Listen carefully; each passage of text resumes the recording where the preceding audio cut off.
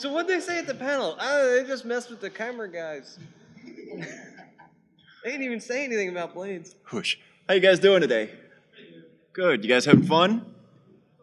So far, so good. All right. It's Well, about to go downhill. oh, we're about to bore you to death. We will try to keep the colorful metaphors to a minimum. You're a colorful metaphor. So we're here today to talk about blades and bladesmithing. So I don't even know how we want to start this off. How do you want to start this off? It looks like you already did. Shh. You're doing pretty good. I don't know. Go, now there's a Lyndon. camera there. Sorry. Anyways. It happens. As you get older. So, Performance a issues. lot of younger folk here. More than last year. That's kind of awesome. Hi. So this is basically going to be a Q&A panel. We're going to field what we hope is a lot of questions, and we'll fill the rest with a bunch of rubbish. How's that? All right. Yeah, we like to make things up as we go along. Because planning never really works. So we don't. Because you never know what you're going to encounter with each different group of people. We could prepare something and have it be remarkably irrelevant by the time we get there. So, what do you guys want to know? Don't be shy. I don't know Because why we anybody kinda listens to me. might- We're told we kind of know what we're doing. Have you guys been to that table yet? We Shame got a on table you. down there. We got a table down there. Fearghal Blades. Us too. Yeah. Wasn't it fun? It was we like did- an adventure. We did some recon last night, which is why it didn't take us 45 minutes to find it today. It only took, 10? Yeah. Something It's like because we forgot where we were supposed to be. that? Yeah. We are bladesmiths that we do all basically primitive work where we work mostly with our hands. We don't use a lot of machines. We do hand hammering. There's no power hammers or anything like that. And we're basically trying to keep the art of bladesmithing alive and its roots, where it comes from and stuff like that. And in the years that I've been doing this, in the years that I've been selling blades and stuff like that, I've come across a lot of people who don't know a lot about what it is, what it's about, the kind of work that goes into it, the history behind the blades, how they were used, things, pretty much an all-encompassing thing. We get asked all kinds of questions. So this is a great forum for people to come and ask those questions. We can actually talk about it. We don't have to worry about running a booth or selling blades or anything like that. We can sit here and just chill with you guys and just have a good time. So the reason why you should listen to us is because, I did basically a medieval apprenticeship. I moved into a shop, and 7 days a week, I did nothing but work in the shop. When I wasn't working in the shop, I was reading about working in the shop. And when I wasn't reading about working in the shop, I was sleeping. And I did that for a few years. I was basically an indentured servant. I did pretty much what would be a modern equivalent to a primitive or an old apprenticeship, an old style apprenticeship. And you don't see that a lot these days, and I learned a lot, missed a lot. This thing called the internet happened. I know a lot now, and I can do my best to try and share that with people. I shared it with Lyndon, and now he's Kind of okay. it's all right. Yeah, my beginnings were similar. I had the difference is I had a full-time job along with my apprenticeship because I didn't live in the shop. Slacker. I had to pay bills and for a girlfriend. Sucker. That's the story for another time.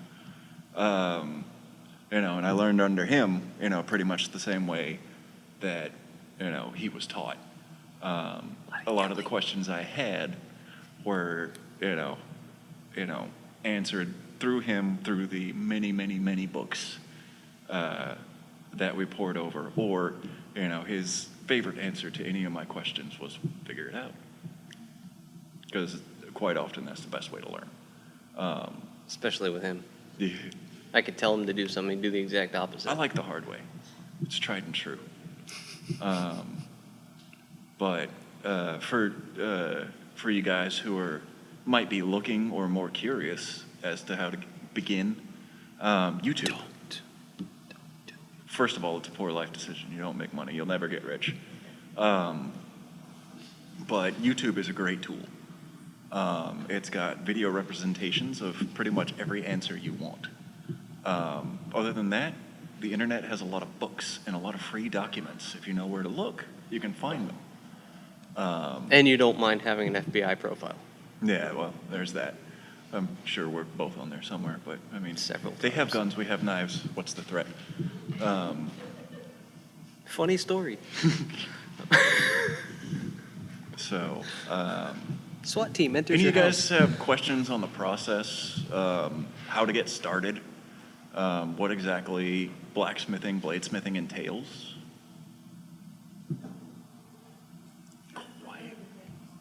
Quiet crowd. It entails a lot of blood, sweat, and tears, really. What do you consider your prized possessions? Your best sort of, I guess, metal work you've done? The catch-all answer to that would be every single piece I've ever done. I have my favorites. There's a dagger that I did last year before, time flies, that was modeled after King Arthur's little-known dagger named Carnwennen. It was the dagger that cut the very Black Witch in half. Sounds like a salad. I know, doesn't it? It needs apples. But that was very intense, not only in the blade making, but in the handle and the guard, because I wanted to make a fully functional dagger that a knight of the Round Table would actually use in battle. So every single piece of that knife is made to bash, poke, or stab. On top of being very, very decorative, which I think, in my own personal beliefs, I accomplished. So it's at the table downstairs. Feel free to take a look at it. Handle it, love Buy it and watch him cry. Oh God, I'm kind of attached. I like to see him cry. How long did it take you to make? That one took me 4 months to make. It was my second dagger ever. I'd put myself to the test of making what's known as a journeyman's knife. It's the midway point between apprentice and master. I wasn't quite ready to make a master's knife, which would actually require a lot more. A lot of masters, if you look at the master's test, a lot of the tests require that you fold the steel before you even make the knife. And the tests include your rope cutting. Your blade actually has to cut hair, like shave hair, after cutting through a 2x4, and then you destroy it by bending it at a 90-degree. The knife, not the 2x4. Yeah. If the blade snaps if the blade cracks more than a third of the way through, you failed. If it doesn't, then you passed. But, and you will never see a bladesmith happier than holding his destroyed mastersmith's knife.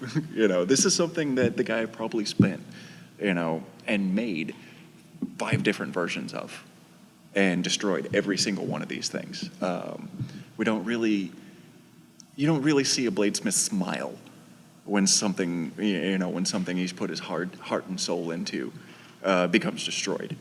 But that is the one exception to that rule.